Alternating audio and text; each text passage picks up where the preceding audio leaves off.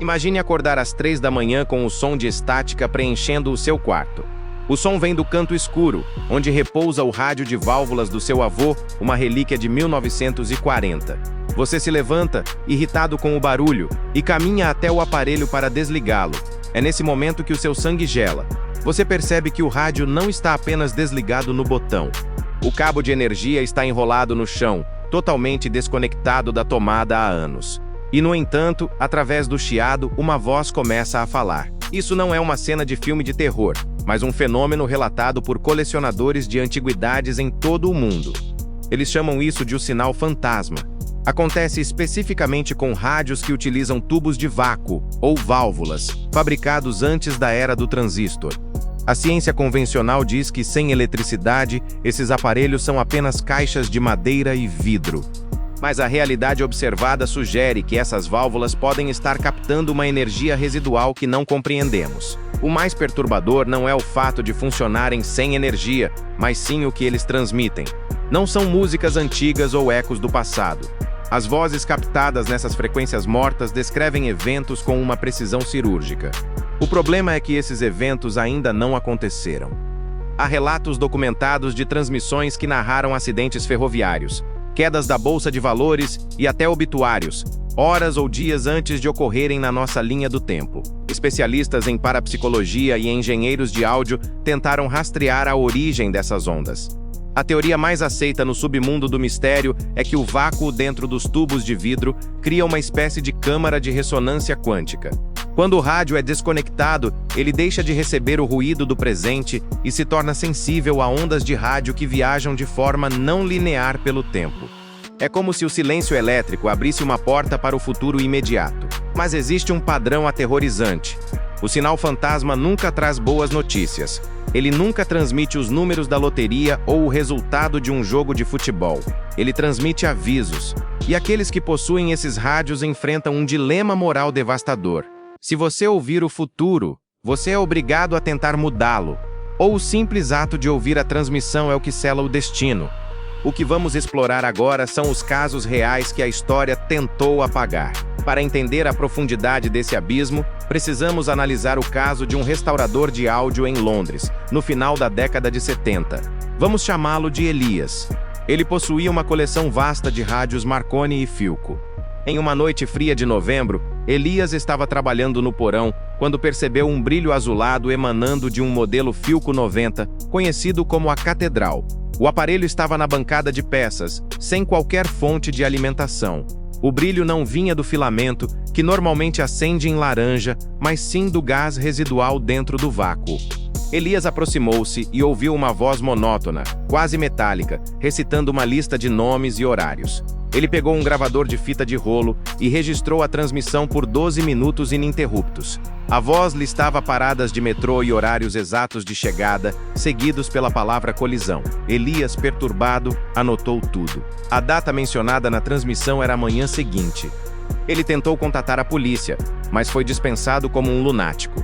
Na manhã seguinte, exatamente no horário previsto pela voz do rádio desconectado, uma falha de sinalização no metrô de Londres causou um incidente grave. Quando a polícia investigou as gravações de Elias, ele passou de testemunha a suspeito principal. Como ele poderia saber os detalhes técnicos da falha mecânica se não fosse ele o sabotador?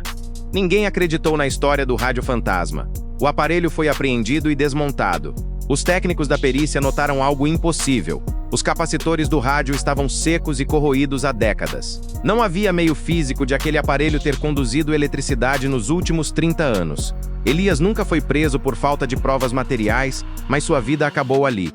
Ele passou o resto dos seus dias tentando destruir todos os rádios de tubo que encontrava, gritando que eles não eram receptores, mas sim dispositivos de escuta de uma entidade que se alimenta de tragédias. A física por trás desse fenômeno desafia tudo o que aprendemos na escola.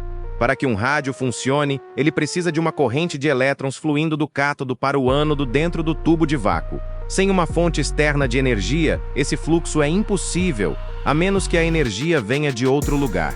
Físicos teóricos que estudam o fenômeno do tempo zero sugerem que o vácuo perfeito não é vazio. Ele é um mar de energia potencial flutuante. Em condições muito específicas, A geometria dos tubos antigos, combinada com o envelhecimento dos metais internos como o tungstênio e o tório, pode criar uma antena passiva capaz de captar flutuações no tecido do espaço-tempo. Isso explicaria por que o fenômeno só ocorre em rádios antigos e nunca em eletrônicos modernos de estado sólido.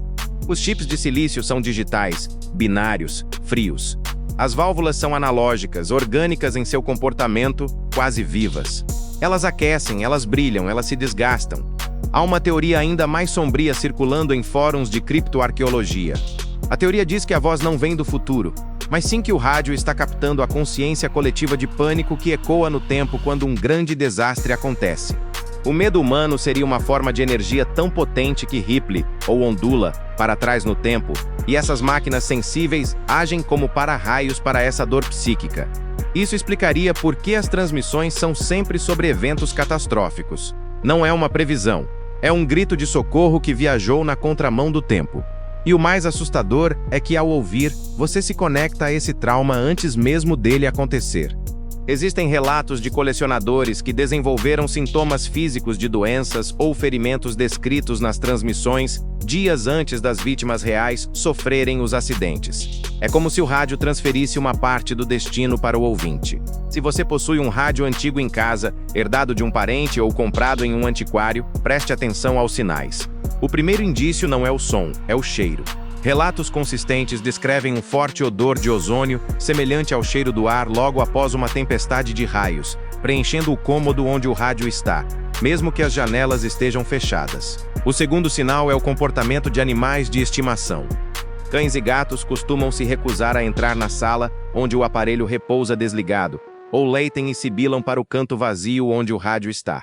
Eles sentem a vibração que nossos ouvidos ainda não captaram. Se você notar que o ponteiro do dial se moveu sozinho durante a noite, ou se sentir um calor emanando da parte traseira do aparelho mesmo ele estando frio e desconectado, o conselho dos especialistas é drástico. Remova as válvulas imediatamente.